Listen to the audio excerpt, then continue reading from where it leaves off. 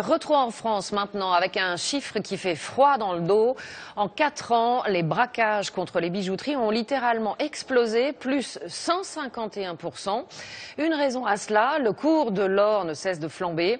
Et ce sont la plupart du temps les enseignes de proximité qui sont prises pour cible, des proies faciles pour les voleurs, même si les commerçants tentent par tous les moyens de se protéger. Reportage dans le sud de la France, Nicolas Luizet, Christophe Larocca. C'est la deuxième fois en un mois que ce bijoutier se fait braquer. En quelques secondes, des hommes armés, cagoulés font irruption et forcent le personnel à leur remettre le contenu des coffres. Pour ce bijoutier, c'en est trop. Il ne se sent plus en sécurité dans sa boutique. Très violent, très soudain. Ils sont restés très peu de temps. Ils se sont après rapprochés du coffre. Et ils ont pris les plateaux qu'il y avait en coffre, puisqu'on était en train de préparer les vitrines.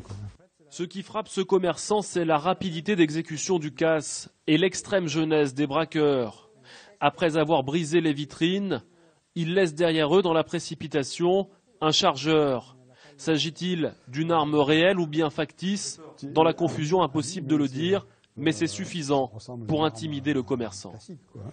On ne peut pas faire la distinction comme ça en 30 secondes dans l'affolement. Il y a une inquiétude, nous augmentons nos systèmes de sécurité, mais à la fois les braquages deviennent de plus en plus violents et il y a une escalade. La preuve, c'est que j'ai 40 ans de carrière et si vous voulez, en l'espace de 2 ans, ça fait la 3e agressé que nous subissons. 3e braquage. 3e braquage.